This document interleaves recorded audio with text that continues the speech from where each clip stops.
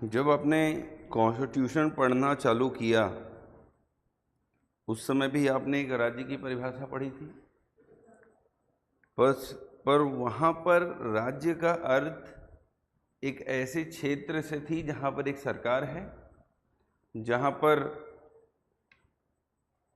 उसके पास sovereign powers हैं और जहाँ पर लोग रह रहे हैं। यस, पर इस राज्य का जो डेफिनेशन है वो केवल दो पार्ट्स पे अप्लाई होती है। कितने पार्ट्स में? दो पार्ट्स में। एक जो पार्ट आप पढ़ रहे हैं, पार्ट 3 ऑफ द कॉन्स्टिट्यूशन, भाग 3 मौलिक अधिकारों पर लागू होती है, हाँ या ना, इस राज्य की परिभाषा। और साथ ही साथ जब आप भाग 4 पढ़ते हैं भारतीय संविधान का, तो भी ये राज्य की परिभाषा वहां पर लागू होती है। यस, यहां पर इस राज्य शब्द का अर्थ जानना क्यों जरूरी है, या ये आर्टिकल 12 जो आपने भारतीय संविधान पढ़ते समय राज्य की परिभाषा पढ़ी थी उससे क्यों अलग है, इसको समझ लेते हैं। सबसे पहले तो यहां पर इस चीज को समझना है कि राज्य की परिभाषा में क्या क्या आएगा। ये तो बहुत लंबा प्रोसेस है, अभी हम चलेंगे उस पर सबसे पहले जानना ये है हमें यहां पर, सबसे पहले जानना हमें यह है यहां पर कि इस राज्य की परिभाषा को पढ़ने की आवश्यकता क्यों पड़ रही है। यस, आर्टिकल 12 में तो जो संस्थाएं, जो इंस्टीट्यूशंस राज्य की परिभाषा के अंतर्गत आएंगी, किसके अंतर्गत आएंगी? यस, आप उनके खिलाफ आपके जो मौलिक अधिकार आपको प्राप्त होंगे वो उन राज्य के संस्थानों के खिलाफ प्राप्त होंगे, और अगर वो आपके मौलिक अधिकारों का उल्लंघन करते हैं तो आप उनके खिलाफ न्यायपालिका जा सकते हैं, हाई कोर्ट और सुप्रीम कोर्ट। यस, तो अगर जैसे एग्जांपल के लिए कि अगर कोई सरकारी संस्था, यस, कोई सरकारी ऑफिस आपका काम नहीं करती, जैसे अभी वो बादाम वाला बहुत फेमस हो रहा है वीडियो एक, यस, बिलासपुर का, सरकारी ऑफिस में बैठा हुआ कोई व्यक्ति यदि आपका कार्य नहीं कर रहा है, बहुत दिन से पेंडिंग पड़ा हुआ है, अब जाकर आवेदन पे आवेदन दे रहे हैं, तो आप उसके खिलाफ न्यायपालिका जा सकते हैं, क्योंकि वो आपके अधिकारों का क्या कर रहा है? हनन कर रहा है। क्लियर हो पा रहा है? परंतु वही कोई ऐसी संस्था जो सरकारी संस्था नहीं है, जिसका जुड़ाव कहीं से भी सरकारी संस्था के साथ नहीं है, वो पूरी तरीके से कैसी संस्था है? निजी। और अगर वो आपको कार्य नहीं कर रही तो आप उसके खिलाफ न्यायपालिका नहीं जा सकते, आपको कंज्यूमर फोरम जाना पड़ेगा। समझ पा रहे हैं? वहां जाकर आपको केस लड़ना पड़ेगा उनके खिलाफ। अब सीधे तौर पर हाई कोर्ट और सुप्रीम कोर्ट नहीं जा सकते उनके खिलाफ, क्योंकि वो संस्थाएं राज्य की परिभाषा के अंतर्गत नहीं आती। मतलब जो संस्थाएं इस राज्य की परिभाषा के अंतर्गत आएंगी और यदि वह आपके किसी भी प्रकार के मौलिक अधिकार का उल्लंघन करती हैं, यस, तो आप उनके खिलाफ हाई कोर्ट और सुप्रीम कोर्ट जाने का क्या रखते हैं? अधिकार रखते हैं। सबसे पहले एक नोट डाल के लिखिए, यहां पर ऐसे नोट डालिए और लिखिए, इंग्लिश में बोल रहा हूं, all the agencies which have been mentioned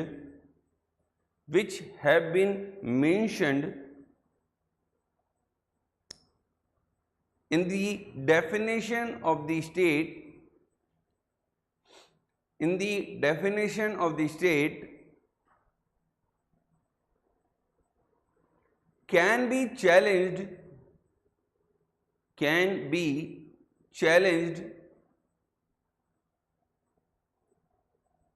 in the courts, bracket में लीजिएगा, high court and supreme court,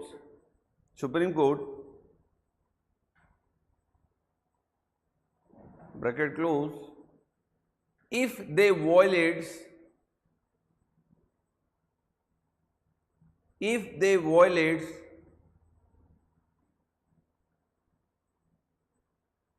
fundamental rights,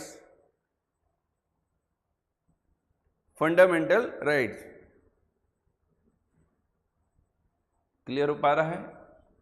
मतलब यदि इस राज्य की परिभाषा के अंतर्गत आने वाली संस्थाएं आपके मौलिक अधिकारों का उल्लंघन कर रही हैं तो आप उनके खिलाफ कहां जा सकते हैं?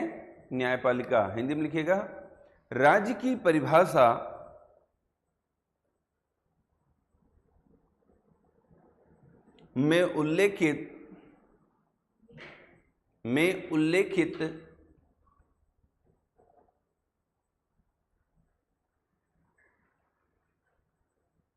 में उल्लेखित सभी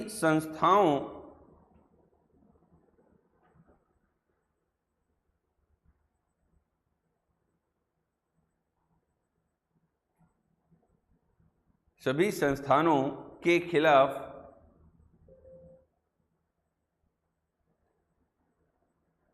न्यायपालिका जाया जा सकता है।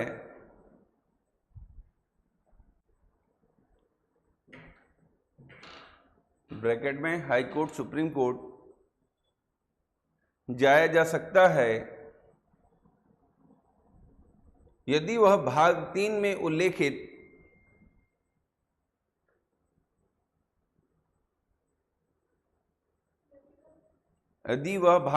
में उल्लेखित मौलिक अधिकारों का उल्लंघन करती हैं। भाग 3 में उल्लेखित मौलिक अधिकारों का उल्लंघन करती हैं। आ रहा है समझ में? मतलब आप अपने मौलिक अधिकारों को बचाना है अगर आपको, हाँ या ना? और यदि राज्य में उल्लेखित संस्थाएं, एजेंसीज, इंस्टीट्यूशंस आपके मौलिक अधिकारों का उल्लंघन किसी भी प्रकार से कर रही हैं तो आप उनके अगेंस्ट कहां जा सकते हैं? न्यायपालिका। परंतु आपको न्यायपालिका जाने से पहले जानना जरूर होगा कि क्या वह संस्था राज्य की परिभाषा के अंतर्गत आती है या नहीं। समझ में आ रहा है? यदि वह राज्य की परिभाषा के अंदर, देखिए कुछ मौलिक अधिकार ऐसे भी हैं जो निजी संस्थानों के खिलाफ भी प्राप्त हैं, कुछ हैं पर सभी नहीं। पर सामान्यतः सभी मौलिक अधिकारों के खिलाफ आप न्यायपालिका तभी जाएंगे, मतलब मौलिक अधिकारों के संरक्षण के लिए आप न्यायपालिका तभी जाएंगे जब राज्य आपके मौलिक अधिकारों का उल्लंघन कर रही हो। कौन कर रही हो? राज्य। क्लियर हो पा रहा है ये लाइन? यस। समय समय पे न्यायपालिका ने राज्य शब्द का इंटरप्रिटेशन वो करते रहे, व्याख्या उसकी करते रहे। वो कुछ जो परिभाषा है वो तो हमारे संविधान में दी गई है, पर कुछ परिभाषाएं उन्होंने छोड़ दी थी जो समय के साथ न्यायपालिका तय करेगी कि कौन राज्य के अंतर्गत आएंगी और कौन सी नहीं। आ रहा समझ में?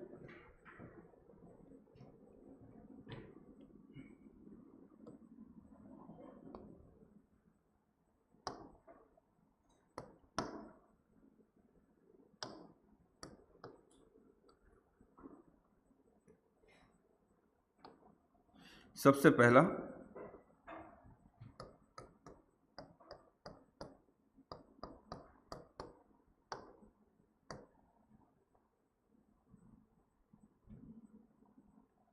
और ये चौथा, राज्य की परिभाषा को 4 भागों में बांट के पढ़ा जाता है। सबसे पहले हम सेंट्रल लेवल की बात करते हैं, केंद्र स्तर की, यूनियन स्तर की। केंद्र, राज्य और फिर लोकल स्तर। लोकल मतलब पंचायत, म्यूनसिपालिटीज, हाँ या ना? और उसके बाद अदर, ये 4th पॉइंट पे आ जाता है, अन्य। सबसे पहले जब हम केंद्र की बात करते हैं तो केंद्र में, केंद्र का सबसे पहले लेजिस्लेटर पार्ट, मतलब विधायिका। और केंद्र की विधायिका क्या है? पार्लियामेंट। केंद्र की विधायिका कौन है? पार्लियामेंट। सबसे पहले पार्लियामेंट आ गया। दूसरी तरफ केंद्र की कार्यपालिका, एग्जीक्यूटिव, मतलब सरकार, हाँ या ना? गवर्नमेंट और सरकार से जुड़े हुए सभी लोग। Executive means what? प्रधानमंत्री से लेकर केंद्र में कार्य करने वाला चपरासी तक भी कार्यपालिका का ही अंग है। आ रहा समझ में? जबकि विधायिका का मतलब क्या हो गया? संसद, लोकसभा और राज्यसभा।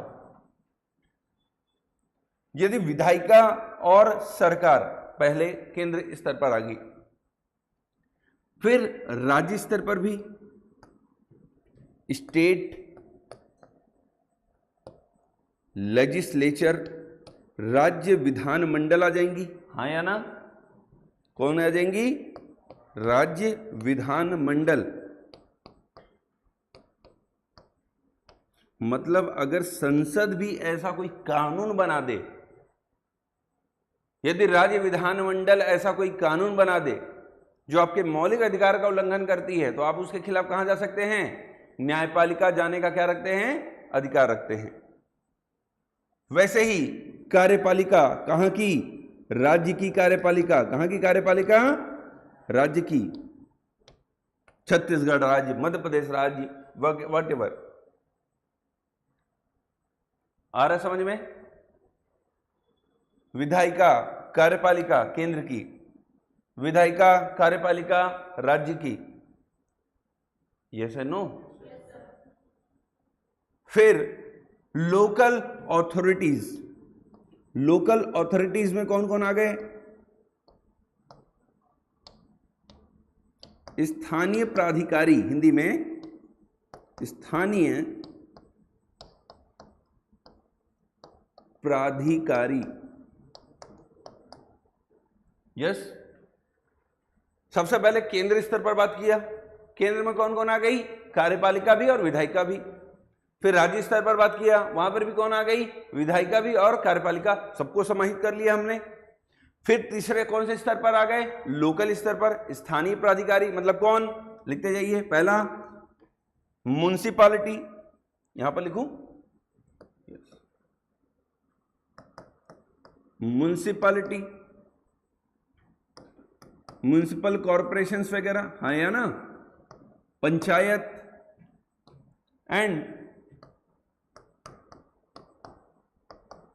डिस्ट्रिक्ट काउंसिल,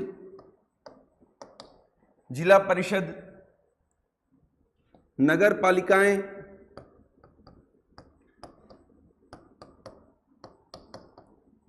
पंचायत और जिला परिषद। 5वीं और 6वीं अनुसूची पढ़ोगे तो वहां पर सुनाई देगा जिला परिषद शब्द, जिला परिषद। यस। तो ये जो संस्थानें हैं वो निचले स्तर पर काम कर रही हैं। तीसरे स्तर पर वो कौन है? स्थानीय प्राधिकारी। मतलब यदि ये भी ऐसे कोई लॉज बनाती हैं, सब लॉज बनाती हैं जो आपके अधिकारों का हनन कर रही है, तो आप इनके खिलाफ भी कहां जाने का अधिकार रखते हैं? न्यायपालिका, कोर्ट। क्लियर हो पा रहा है? जब आर्टिकल 12 बन रहा था तो जब ड्राफ्ट पेश किया गया राज्य की परिभाषा का, तो कुछ लोगों ने यह डिमांड की कि राज्य की परिभाषा के अंतर्गत ये इनको नहीं रखना चाहिए, स्थानीय प्राधिकारियों को। यस। तो अम्बेडकर साहब ने कहा कि मतलब आप ये कहना चाह रहे हैं कि हम municipalities and panchayat and local bodies को, जिला परिषदों को ऐसी छूट दे दें कि वो किसी भी प्रकार के लॉस बनाकर लोगों के अधिकारों का क्या कर लें? हनन कर लें। फिर तो राज्य सरकारें जो हैं वो खुद लॉ ना बनाकर किससे लॉस बनवाएंगी?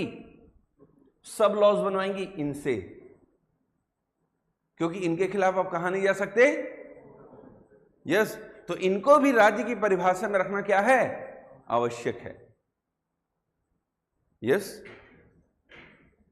तो इसीलिए कहा जाता है कि जब ये जो संविधान जब उन्होंने बनाया, संविधान जब ये लोग बना रहे थे, आप उनको उस समय की चीजों को जब आप पढ़ेंगे ना तो समझेंगे। देखिए, उन लोगों ने फ्यूचर को प्रेडिक्ट करके, फ्यूचर की सोच करके संविधान को बनाया।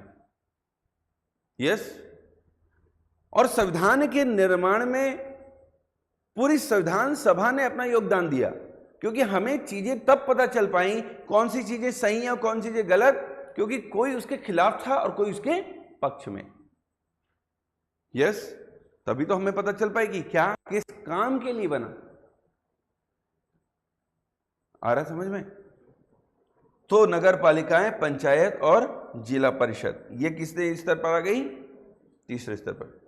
ठीक है, पर चौथे स्तर पर जो पॉइंट था, चौथे पॉइंट पर चीजें थी, वहां पर कोई शब्द नहीं लिखा, वहां पर कोई डिफाइन, चीजों को डिफाइन नहीं किया गया। पहले पॉइंट पे डिफाइन कर रहा है संसद और सरकार, कार्यपालिका। दूसरे में भी डिफाइन कर रहा है विधायिका और कार्यपालिका। तीसरे में भी डिफाइन कर रहा है पूरी लोकल बॉडीज, वो म्यूनिसिपैलिटीज हो, म्यूनिसिपल कॉर्पोरेशन हो, नगर पंचायत हो, डिस्ट्रिक्ट काउंसिल हो वगैरह, सभी इसके अंदर आएंगी। पर चौथे पॉइंट को लेकर के भारतीय संविधान ने राज्य की परिभाषा के अंतर्गत चौथे पॉइंट में कौन कौन आएगा इसको डिफाइन नहीं किया, केवल लिख कर छोड़ दिया अदर ऑथोरिटीज, अन्य प्राधिकारी, अन्य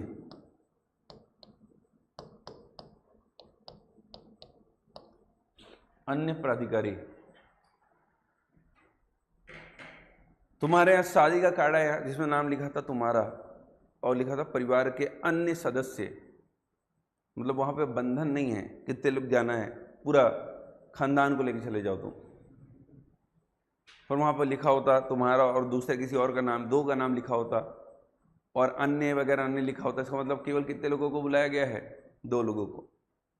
पर यहां पर लिखा हो गया है अदर ऑथोरिटीज, अन्य प्राधिकारी, मतलब यहां पर ये डिफाइन नहीं किया जा रहा है। यस, यहां पर डिफाइन नहीं किया जा रहा है कि अन्य प्राधिकारी के अंतर्गत कौन कौन आएगा। सबसे पहले हमने क्या देखा? राज्य के परिभाषा में कौन कौन आएगा? Legislative and executive of the union government, केंद्रीय, पार्लियामेंट और सरकार हो गई, कार्यपालिका। फिर दूसरे नंबर में स्टेट की, फिर कौन हो गई? ऑल लोकल ऑथोरिटीज, सभी स्थानीय प्राधिकारी, और आखिरी में कौन आता है? अन्य प्राधिकारी। पर ये अन्य प्राधिकारी के अंतर्गत कौन कौन आएगा इसको लेकर के कोई भी चीज डिफाइन नहीं किया गया। क्लियर हो पा रहा है कि उसमें कौन कौन सी चीजें आएंगी इस अन्य प्राधिकारी में, जो कि अभी आपने यहां पर देखा, उसको लेकर के कोई भी चीज डिफाइन नहीं की गई। ठीक है, अब यहां पर देखिए इस अन्य प्राधिकारी के अंतर्गत क्या क्या आएगा। अब इस अन्य प्राधिकारी को लेकर के, इसको डिफाइन करने को लेकर किसके ऊपर छोड़ दिया गया? न्यायपालिका, सुप्रीम कोर्ट के ऊपर। यस, ये समय समय पर डिसाइड करे कौन सी चीजें राज्य के परिभाषा के अंतर्गत आएंगी और कौन सी राज्य के परिभाषा के अंतर्गत नहीं आएंगी। तो सुप्रीम कोर्ट ने कुछ कंडीशंस, क्राइटेरिया तय किए कि अगर कोई निजी संस्था भी, देखिए सभी सरकारी संस्थाएं तो राज्य होंगी ही होंगी एज पर दी सुप्रीम कोर्ट्स इंटरप्रिटेशन, व्याख्या के अनुसार, कि जितनी भी ऐसी संस्थानें हैं जो सरकार की ही हैं वो तो राज्य हैं ही, क्योंकि वो सरकार के फंड से चल रही हैं, सरकार के कंट्रोल से चल रही हैं, व्हाटएवर। पर अगर ऐसी संस्थाएं, ऐसी निजी संस्थाएं जो सरकार के कंट्रोल में हो, गवर्नमेंट के कंट्रोल पे हो, सरकार का वहां पर फंड लगा हो, यस, और बहुत उनके पास कुछ ऐसे कार्य हों जो पब्लिक से जुड़े हों, किससे जुड़े हों? लोगों से, तो वो संस्था भी क्या बन जाएगी? क्या कहलाएगी? राज्य की श्रेणी में ही आएगी। किसके श्रेणी में आएगी? राज्य की परिभाषा के अंतर्गत आएगी, ये सुप्रीम कोर्ट ने कहा। मतलब यदि कोई संस्था, वो सरकारी हो या निजी, बतौर राज्य के तौर पर कार्य कर रही हो, किसके तौर पर कार्य कर रही हो? बतौर राज्य, मतलब वहां पर सरकार का क्या लगा हो? फंड लगा हो, सरकार फंड लगा रही है उस संस्था पर, वो केंद्र सरकार के या राज्य सरकार के किस पर काम कर रही हो? नियंत्रण पर कार्य कर रही हो, यस, या वो केंद्र सरकार या राज्य सरकार के एजेंसी के तौर पर कार्य कर रही हो, तो ऐसी संस्थान भी राज्य की परिभाषा के अंतर्गत ही आएगी। ये किसने कहा? सुप्रीम कोर्ट ने। तो नोट डाल के लिखिएगा, नोट डाल के लिखिए।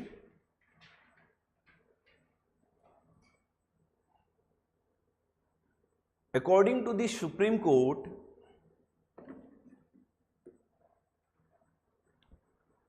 even a private body or institutions या फिर और एन एजेंसी, ऐसे लिख लीजिए, और an agency working as an instrument of the state falls within the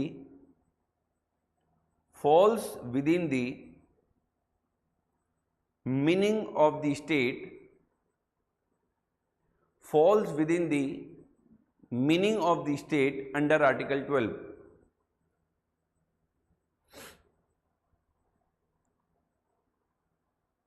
ठीक है, किसके अंदर आएंगी? राज्य के परिभाषा के अंतर्गत ही आएगी। यदि निजी संस्था बतौर राज्य के तौर पर कार्य कर रही हो, मतलब उस पर सरकार का क्या लगा हो? अरे भाई क्या फंड लगा हो?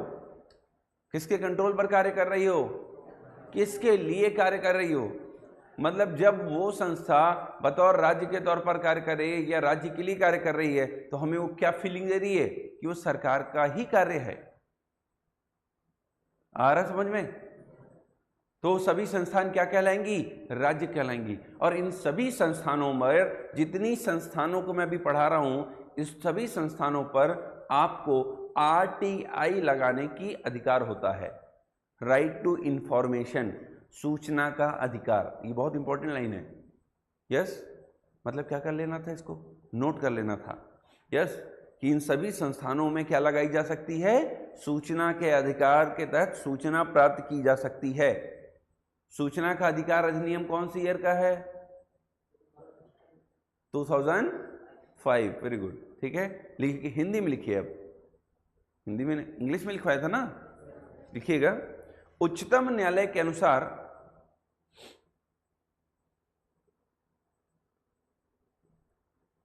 यदि कोई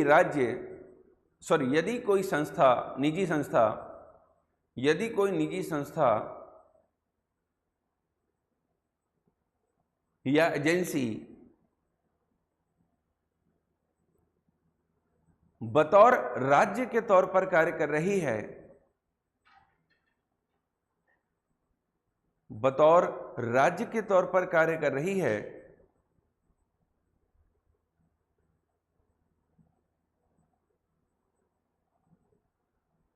तो वह अनुच्छेद 12 के तहत राज्य की परिभाषा के अंतर्गत आएगी। अनुच्छेद 12 के तहत राज्य के परिभाषा के अंतर्गत आएगी। किसके अंतर्गत आएगी? राज्य के परिभाषा के अंतर्गत आएगी। क्लियर हो पा रहा है?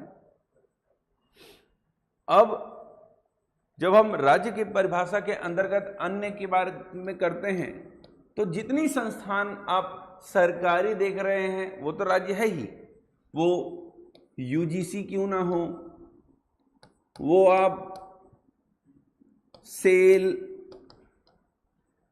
Steel Authority of India Limited, BEL, मतलब जितनी भी संस्था आप नाम सुन सकते हैं, LIC, जीवन बीमा निगम, है ना, मतलब ऐसी जितनी भी संस्था जो बतौर राज्य कर रही हैं, अभी कंपनियां हैं। यस, इनका काम है उत्पादन करना और लाभ कमाना। यस, पर क्योंकि इन सभी संस्थानों में किसका पैसा लगा हुआ है? केंद्र का या राज्य का। वो छत्तीसगढ़ सरकार में देख ले, छत्तीसगढ़ में देख ले तो CSEB, है ना। इन सभी संस्थानों में पैसा किसका लगा हुआ है? सरकारों का। और सरकार और किसके कंट्रोल में कार्य कर रही हैं? सरकारों के। तो ये सभी संस्थान क्या बन जाएंगी? राज्य बन जाएंगी। पर समय समय पर जैसे एक व्यक्ति ने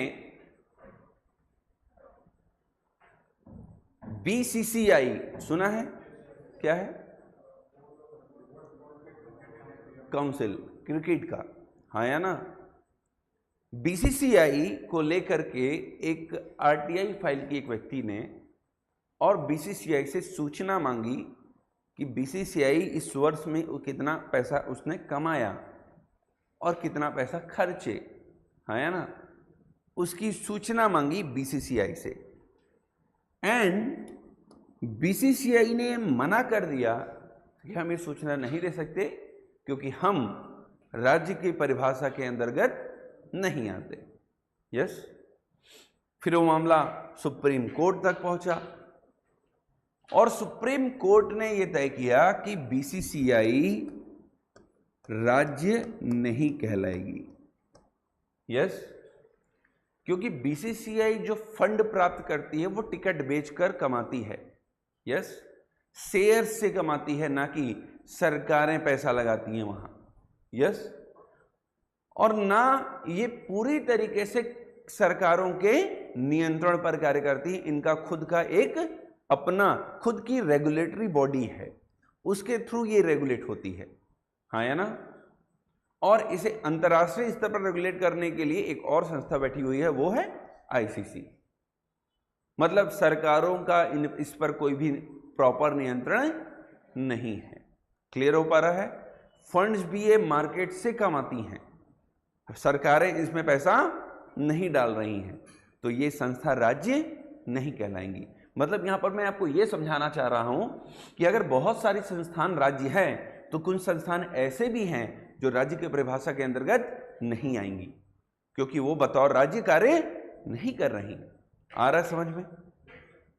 अब अगर आप रेलवेज में सफर कर रहे हैं और रेलवेज में अगर आपको ट्रेन में सफाई कर्मी दिखाई दे रहे हैं, वहां पर आपको खाना सप्लाई करने वाले कैटर्स दिखाई दे रहे हैं, तो ये सभी बतौर राज्य के तौर पर ही तो कार्य कर रहे हैं, हाँ या ना? क्योंकि वो पूरी तरीके से किसके कंट्रोल में है? रेलवेज के, हाँ या ना? उस पर किसका फंड लगा हुआ है? रेलवेज का। तो वो बतौर क्या कहलाएंगी? राज्य कहलाएंगी। मतलब अगर वो कुछ ऐसा करती हैं तो आप उनके खिलाफ कहां जाने का अधिकार रखते हैं? न्यायपालिका, कोर्ट जाने का। यस, तो आपने एक चीज तो देख ली, आर्टिकल 12 में क्लियर हो गया। सर, कार्यपालिका हो वो केंद्र की हो राज्य की हो, विधायिका हो केंद्र की हो राज्य क्या हो, सभी अन्य प्राधिकारी मतलब लोकल बॉडीज, वो म्यूनसिपालिटीज हों, पंचायत हों, डिस्ट्रिक्ट बोर्ड्स हों, सभी राज्य हैं। एवं इसके अलावा भी चीज़ें राज्य हैं। मतलब अगर वो कोई संस्थान, कोई क्षेत्र, कोई एजेंसी बतौर राज्य के तौर पर कार्य कर रही है तो राज्य बन जाती है। उसके खिलाफ हम न्यायपालिका जाने का अधिकार रखते हैं, उससे सूचना मांगने का अधिकार रखते हैं।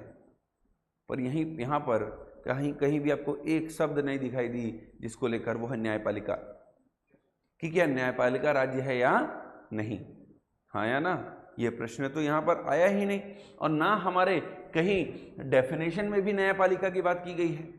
मतलब यहाँ पर क्या हम इस अन्य प्राधिकारी के अंतर्गत न्यायपालिका को ला सकते हैं? तो चलिए देख लेते हैं। यस, कि क्या इस अन्य प्राधिकारी के अंतर्गत न्यायपालिका आती है या नहीं। क्लियर हो पा रहा है? चलिए हेडिंग बनाइए, जुडिशरी। क्या जुडिशरी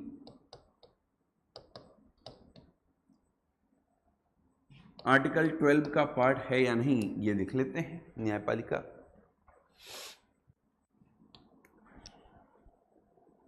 अब ये प्रश्न भी तब उठा जब एक व्यक्ति ने सूचना मांगी हाई कोर्ट और सुप्रीम कोर्ट के जजेस की इनकम की। यस, तो न्यायपालिका ने सूचना ये देकर मना कर दी कि judiciary is not a part of the state. Yes, और हम सूचना देने के लिए बाध्य नहीं होते। क्लियर हो पा रहा है? फिर उसने, क्योंकि आरटीआई जो राइट टू इंफॉर्मेशन है, इसमें अपील का प्रावधान है, हाँ या ना? राज्य स्तर पर, केंद्र स्तर पर अपील का प्रावधान होता है, तो उसने अपील की, उसकी अपील भी पूरी खारिज हो गई। यस, फिर उसने दिल्ली हाई कोर्ट वो गया, वहां पर भी बात नहीं बनी। यस, फिर वो गया सुप्रीम कोर्ट। सुप्रीम कोर्ट में फिर एक कॉन्स्टिट्यूशनल बेंच बैठ गई ये डिसाइड करने के लिए कि जुडिशरी स्टेट का पार्ट है या नहीं। यस, समझ में आ रहा है? तो सुप्रीम कोर्ट ने इसे डिफाइन तो किया पर बहुत अलग तरीके से।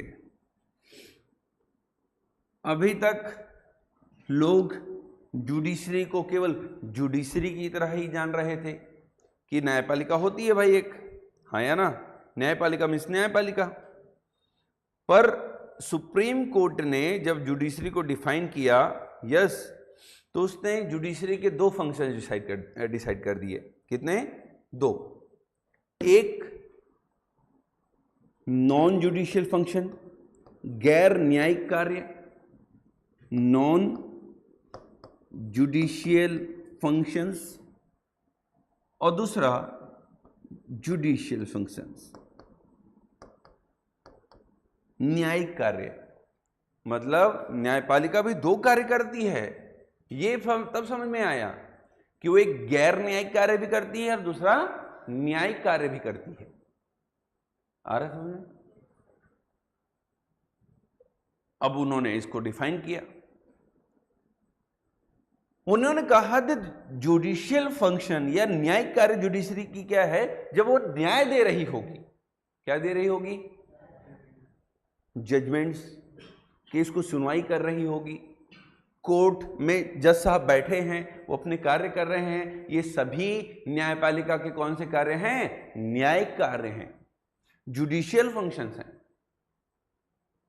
और जो जुडिशियल फंक्शन है जुडिशरी का, न्यायिक कार्य है जुडिशरी का, वो स्टेट नहीं कहलाएगा।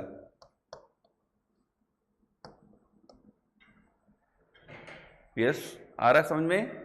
राज्य नहीं होगा।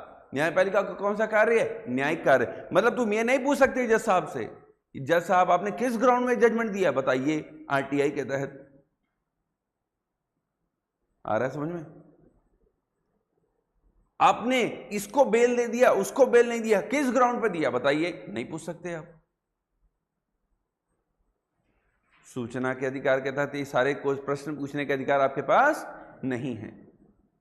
यस। अब भाई जब अभी तक केवल कार्यपालिका, विधायिका वगैरह की बात हो रही थी, जब प्रश्न न्यायपालिका के ऊपर उठ गई तो न्यायपालिका ने एक बीच का रास्ता निकाल दिया। यस, ये समझ पा रहे हैं आप मेरी बात को, कि न्यायपालिका ने एक बीच का रास्ता निकाल दिया और बोला नहीं नहीं, judicial parties can not be considered as state, राज्य की परिभाषा के अंतर्गत नहीं आएगी। बट हाँ, if the judiciary functions like administrative body,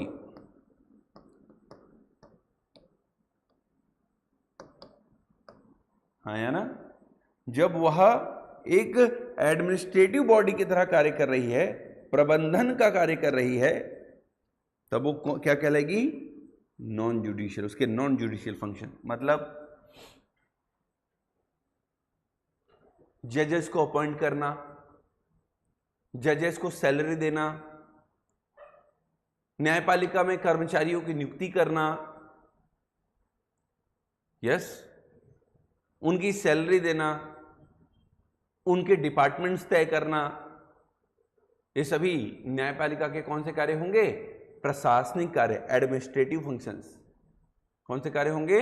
प्रशासनिक कार्य होंगे। नॉन जुडिशियल मतलब गैर न्यायिक कार्य होंगे। कैसे कार्य होंगे? गैर न्यायिक। जैसे कि मान ले, जैसे मैं एग्जांपल ले रहा हूं, छत्तीसगढ़ हाई कोर्ट है। यस, छत्तीसगढ़ हाई कोर्ट में बहुत सारे जजेस हैं और सभी जज जब अपने कोर्ट में बैठते हैं तो वो न्यायिक कार्य कर रहे होते हैं, मतलब वो केस को सुनते हैं और उस पर निर्णय देते हैं। पर जो चीफ जस्टिस हैं छत्तीसगढ़ हाई कोर्ट के, यस, उनके हाथ में दो कार्य हैं। कितने कार्य हैं? वो जब अपने कोर्ट में बैठेंगे चीफ जस्टिस कोर्ट में बैठेंगे तो वो कौन से कार्य कर रहे होंगे, परंतु जब वो अपने ऑफिस में बैठे होंगे तो वो छत्तीसगढ़ हाई कोर्ट एवं जितने भी सब ऑर्डिनेट कोर्ट्स हैं उनके प्रशासनिक नियंत्रण के लिए आदेश पारित करेंगे, और वो क्या कहलाएगा, नॉन जुडिशियल फंक्शंस। आ रहा है समझ में कि किसकी कितनी सैलरी होगी, कौन सी केसेस कौन से जजेस सुनेंगे, रोस्टर बनाएंगे, किसको क्या सैलरी मिलेगी, न्यायपालिका में कार्य करने वाले को घर कैसे मिलेगा। आ रहा है समझ में, ये सभी क्या होंगी, गैर न्यायिक कार्य होंगी। क्या होंगी, और गैर न्यायिक कार्य क्या कहलाएंगी, स्टेट कहलाएंगी, राज्य कहलाएंगी।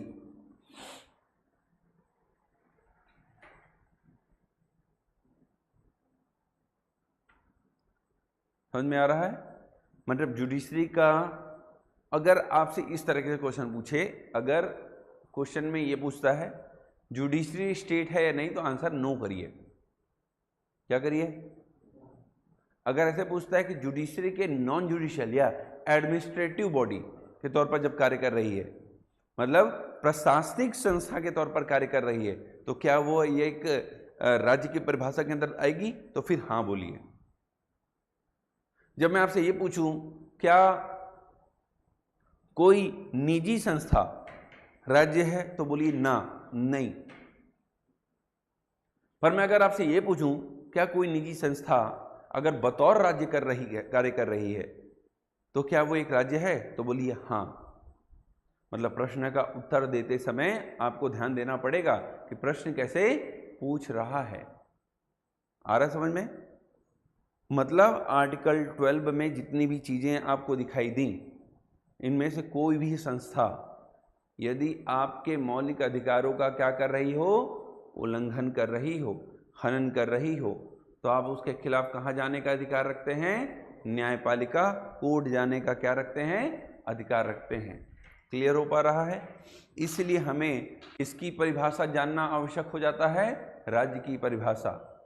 इन्हीं संस्थानों के खिलाफ हमें न्यायपालिका जाने का अधिकार प्राप्त है आर्टिकल 32 से और आर्टिकल 226 से। आर्टिकल 32 से सुप्रीम कोर्ट और आर्टिकल 226 से हाई कोर्ट जाने का हम क्या रखते हैं, अधिकार रखते हैं। क्लियर हो पा रहा है। चलिए नेक्स्ट हेडिंग बनाइए, आर्टिकल 13। क्लियर हो गया आर्टिकल 12? किसी को डाउट तो नहीं है? हो तो पूछो। नहीं है, बहुत बढ़िया। हाँ, सुप्रीम कोर्ट में ही, यस, सुप्रीम कोर्ट की रूलिंग सुप्रीम कोर्ट में ही चैलेंज हो सकती है। रिव्यू करेंगे वो अपनी बात आपको। सुप्रीम कोर्ट अगर कोई भी निर्णय देती है किसी भी कॉन्स्टिट्यूशनल मैटर पे, और अगर आपको ऐसा लगता है कि अब ये प्रासंगिक नहीं रहा, ये अब समय के साथ इस पे बदलाव आने चाहिए, तो अब सुप्रीम कोर्ट के पास अधिकार होता है उसे रिव्यू करने का। आप वहाँ रिव्यू पिटीशन फाइल कर सकते हैं। यस, सुप्रीम कोर्ट उसके लिए एक लार्जर बेंच बैठाएगी, बड़ा बेंच, हाँ या ना, और फिर से उसकी क्या करेगी, सुनवाई। जैसे सबरीमाला वाला, सुप्रीम कोर्ट ने 3 जजेस बेंच बैठाई थी पहले, और 3 जजेस बेंच में 3 ने ये माना, 2 ने ये माना कि महिलाओं को एंट्री देनी चाहिए, और 1 ने माना नहीं देनी चाहिए, पर उस पर फिर से निर्णय लिया जा रहा है सबरीमाला वाले उस पर। तो समय समय पर न्यायपालिका बड़े बेंच बैठाकर अपने ही निर्णय को दरकिनार कर सकती है, पर उसके लिए लार्जर बेंच की आवश्यकता होगी, हाँ या ना। जैसे मान लेते हैं हाई कोर्ट में, मान लीजिए मेरा एक केस था लगा, और केस मैं हार गया, डिसमिस हो गया, और मुझे ऐसा लगता है कि कोर्ट ने उस निर्णय को देते समय कुछ फैक्ट्स को ध्यान नहीं दिया, या फिर कुछ फैक्ट्स उस समय सामने नहीं आ पाए थे जो बाद में आए, जिसके आधार पर वो निर्णय बदल सकता है, तो मैं उसी कोर्ट में रिव्यू पिटीशन फाइल कर सकता हूं। यस, क्या फाइल कर सकता हूं, रिव्यू पिटीशन फाइल कर सकता हूं। वैसे जुडिशरी पढ़ाऊंगा तो अच्छे से बताऊंगा, वैसे सुप्रीम कोर्ट में भी फाइल कर सकते हैं आप। रिव्यू पिटिशन है, फिर क्यूरेटिव पिटिशन होता है, उसके ऊपर क्यूरेटिव पिटिशन आता है ना, बहुत सारे। पर उसके कुछ क्राइटेरिया हैं, कंडीशंस हैं, बहुत आसान नहीं है फाइल करना। यस, पहले सुप्रीम कोर्ट जाना तो बड़ा मुश्किल हुआ करता था, आज भी। जैसे हाई कोर्ट में कोई भी वकील केस फाइल कर सकता है और केस को लड़ सकता है। यस, कुछ हाई कोर्ट्स अपने नियम बनाई हुई हैं कि हाई कोर्ट बार के लोग ही केवल हाई कोर्ट में केस फाइल कर सकते हैं, ऐसा ऐसा कुछ करके कुछ हाई कोर्ट्स ने अपने लिए नियम बनाए हैं। पर छत्तीसगढ़ हाई कोर्ट की बात करें तो यहाँ पर कोई भी वकील छत्तीसगढ़ राज्य या हो या कहीं का भी राज्य का हो, वो कोई भी केस फाइल कर सकता है और कोई भी केस लड़ सकता है, कोई बाध्यता नहीं है। पर सुप्रीम कोर्ट में अगर आपको केस फाइल करना है तो मुंह उठा के नहीं जा सकते ऐसे। वहाँ पर केस फाइल करने के लिए होते हैं AOR, एडवोकेट्स ऑन रिकॉर्ड्स, जिसके अलग से एग्जाम्स होती हैं, जिसके लिए बहुत सारे क्राइटेरिया हैं, कंडीशंस हैं, क्वालिफिकेशन चाहिए आपको। 4 साल तक वकालत किया हो, 1 साल तक किसी AOR के अंदर इंटर्नशिप किया हो, एंड देन आप एग्जाम देते हैं और उसके बाद क्वालिफाई करते हैं और देन एलिजिबल होते हैं किसी केस को फाइल करने के लिए सुप्रीम कोर्ट में। ऐसे ही नहीं, केस लड़ सकते हैं आप, केस कोई भी लड़ सकता है सुप्रीम कोर्ट में जाके, मैं भी जाके खड़ा हो सकता हूं। पर मुझे उस केस को फाइल करवाने के लिए किसकी मदद चाहिए होगी? AOR की ही, एडवोकेट्स ऑन रिकॉर्ड का सिग्नेचर होगा तभी वो केस फाइल होगी, नहीं तो नहीं। जैसे मान लेते हैं कि हम छत्तीसगढ़ हाईकोर्ट में जब केस फाइल करते हैं तो वहां पर हमारा नाम लिखा होता है एज एडवोकेट, वहां पर AOR का लिखा होगा कि कौन AOR है जिसने इस केस को क्या किया है, फाइल किया है। यस,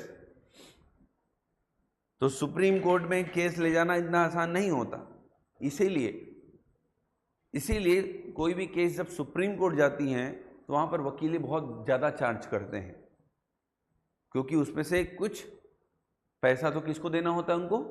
AOR को, एडवोकेट्स ऑन रिकॉर्ड्स को भी, क्योंकि उन्होंने फिक्स कर रखा है फाइलिंग चार्जेस इतनी, अब फिक्स कर रखा है तो उतना तो देना ही पड़ेगा।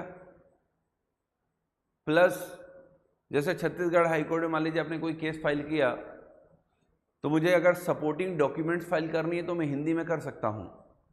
जितने भी डॉक्यूमेंट्स हैं वो हिंदी में फाइल करके, मतलब जो ड्राफ्ट बनेगा, जो केस बनेगा वो इंग्लिश में ही बनेगा, पर जो सपोर्टिंग डॉक्यूमेंट्स होंगी वो हिंदी में हो सकती हैं।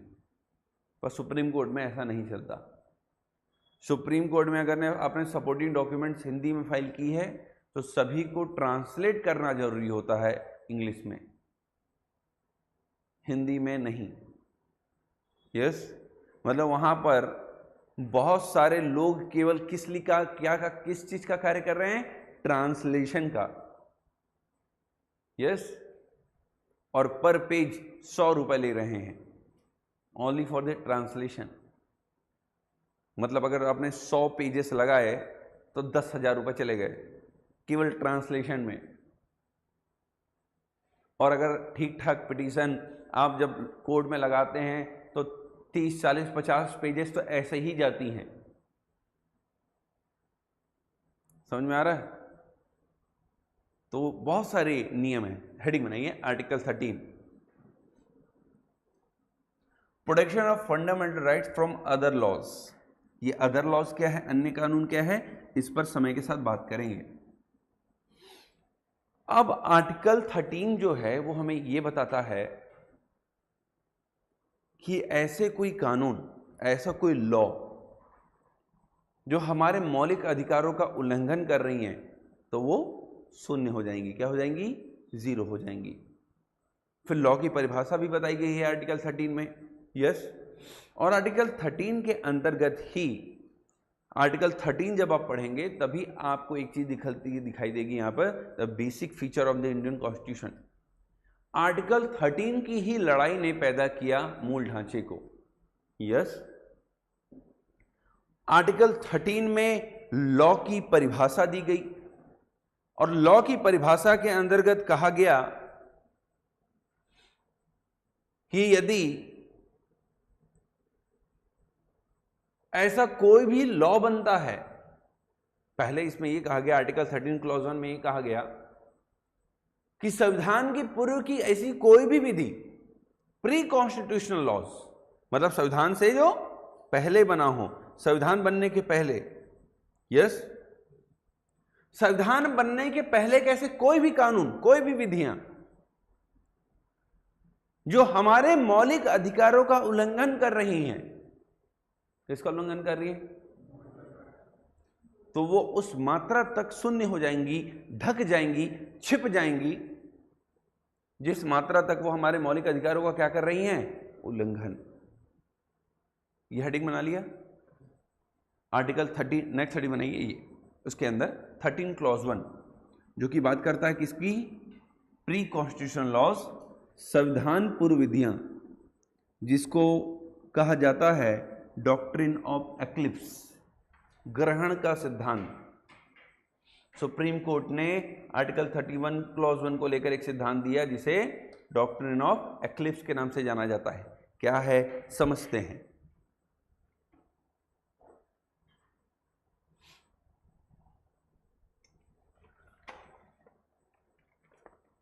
मान लेते हैं, अच्छा बना लीजिए हेडिंग,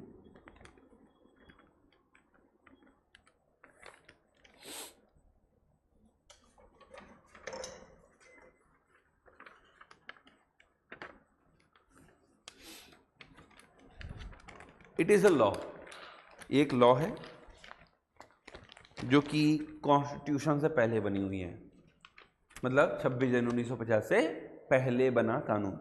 आ रहा समझ में, ऐसा कानून जो 26 जनवरी 1950 से पहले बना है, ठीक है। ये कानून अच्छा खासा चल रहा था, कोई दिक्कत नहीं थी, पर 26 जनवरी 1950 को इस देश में क्या लागू हो गया, कॉन्स्टिट्यूशन। और कॉन्स्टिट्यूशन लागू होने के बाद सबसे पावरफुल चीज कौन सी हो गई, हमारा फंडामेंटल राइट, हमारे मौलिक अधिकार। तो आर्टिकल 13 क्लॉज 1 ये कहता है कि यदि 26 जनवरी 1950 से पहले बना हुआ कोई कानून, यस, कानून का वह भाग जो हमारे मौलिक अधिकारों का क्या कर रही है, वायलेशन कर रही है, उल्लंघन कर रही है, तो मौलिक अधिकार ये क्या है, ये है फंडामेंटल राइट। ये क्या है, फंडामेंटल राइट उसे उस स्तर तक ढक लेगी जिस स्तर तक वह हमारे मौलिक अधिकारों का क्या कर रही है, उल्लंघन कर रही है। अब मुझे बताइए कि अभी आपको क्या दिखाई दे रही है, ये कानून दिखाई दे रही है जो 26 जनवरी 1950 से पहले बनी, और ये क्या दिखाई दे रही है, फंडामेंटल राइट। क्योंकि ये फंडामेंटल राइट ने इस कानून को क्या कर लिया, ढक लिया। क्यों ढक लिया, क्योंकि ये फंडामेंटल राइट को क्या कर रही थी, उल्लंघन। पर अब समय के साथ में इतना क्लियर हुआ, अब मैं समय के साथ ये मान लेता हूं कि संसद एक कानून बनाती है और इस पर्टिकुलर पेपर को जो फंडामेंटल राइट है इसको हटा देती है कि नहीं, अभी फंडामेंटल राइट नहीं है, तो अभी कानून फिर से क्या हो गया, जिंदा हो गया, क्योंकि फंडामेंटल राइट ही समाप्त हो गया। समझ में आ रहा है। अब जैसे एग्जांपल के लिए कि ये एक अधिकार है, ये 26 जनवरी 1950 से पहला हुआ कानून था और ये था राइट टू प्रॉपर्टी, संपत्ति का अधिकार। संपत्ति का अधिकार जो था वो एक अधिकार था और कुछ ऐसे कानून थे संविधान के बनने से पहले जो उसका उल्लंघन कर रहे थे, तो संपत्ति के अधिकार ने इसे क्या कर लिया था, मतलब वो कानून जिंदा नहीं था क्योंकि वो ढक गया था, वो हमें नहीं दिख रही थी। पर जैसे ही संपत्ति के अधिकार को समाप्त किया गया वो कानून फिर से जिंदा हो गई। That is article 13 clause 1। और एक्लिप्स का मतलब क्या होता है, ग्रहण लग जाना। और फंडामेंटल राइट इस कानून के ऊपर क्या लगा रहा है, ग्रहण। और इसीलिए सुप्रीम कोर्ट ने इसे कौन सा डॉक्ट्रिन का नाम दिया, डॉक्ट्रिन ऑफ एक्लिप्स, ग्रहण का सिद्धांत। आ रहा समझ में, किसका सिद्धांत, ग्रहण का सिद्धांत। इज इट क्लियर, आ रहा समझ में आप लोगों को, यस। तो आर्टिकल 13 क्लॉज 1 कहता है कि भाई ऐसा लॉज जो 26 जनवरी 1950 से क्या बने हो, पहले बने हो। And up to that extent, जितना ये हमारे मौलिक अधिकारों का उल्लंघन कर रही हैं उतने तक ये क्या हो जाएंगी, समाप्त हो जाएंगी। कब तक के लिए, जब तक वो मौलिक अधिकार है। मौलिक अधिकार हटा, वो कानून फिर से जिंदा हो जाएगी। क्लियर हो पा रहा है? पढ़िए। Article 13 clause 1 declare that all laws in force in India immediately before the commencement of this constitution shall be void to the extent that they are inconsistent with the provision of the part 3। अनुच्छेद 13 clause में घोषणा की गई है कि इस संविधान के लागू होने के ठीक पहले भारत में प्रवृत्त या लागू सभी विधियां उस मात्रा तक शून्य होंगी जिस मात्रा तक वे भाग 3 के उपबद्धों का क्या कर रही हैं, उल्लंघन कर रही हैं या असंगत हैं। आ रहा है समझ में आर्टिकल 13 क्लॉज 1?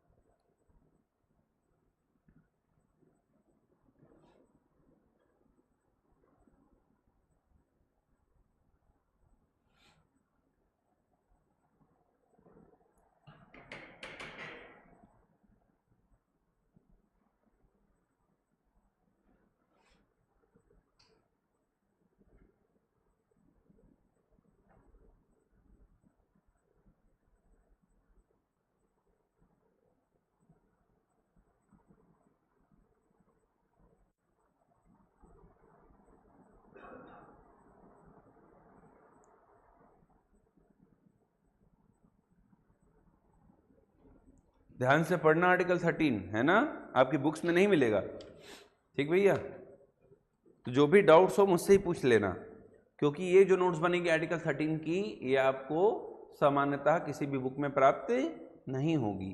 हाँ या ना? तो पूछ लेना मेरे से अगर कोई भी डाउट हो तो। ठीक है? तो आर्टिकल 13 जो है वो प्रोटेक्ट करता है हमारे फंडामेंटल राइट को अन्य कानूनों से। सबसे पहला देखा आपने कौन से कानून के बारे में बात की हमने, जो संविधान से पहले बने हो, pre constitutional laws, those laws which in force immediately before the commencement of the constitution, जो 26 जनवरी 1950 से पहले लागू थे। यस, ऐसे कानून, उनकी बात की है हमने। फिर नेक्स्ट जब हम बात करेंगे नेक्स्ट क्लास में, किसकी बात करेंगे, ऐसे कानून जो कब बने हों, 26 जनवरी 1950 के बाद। यस, पर हम यहां पर विधि कर रहे हैं, ऐसे कानून, ऐसी विधियां, दैट लॉज। पर अभी तक हमने एक चीज नहीं समझी, what the means of law. ये समझेंगे उसके बाद, कल की क्लास में चालू कर देंगे। और इसी लॉ की परिभाषा को समझाने में मैं अपनी पूरी बेसिक स्ट्रक्चर को पढ़ाऊंगा, इस लॉ की परिभाषा को समझाने के लिए। तब जाकर पूरा आर्टिकल 13 एक बार में क्लियर होगा। अभी तो केवल शुरू हुआ है। यस, ठीक है, चलिए आज के लिए इतना ही करते हैं। नेक्स्ट, हाँ, कुछ डाउट?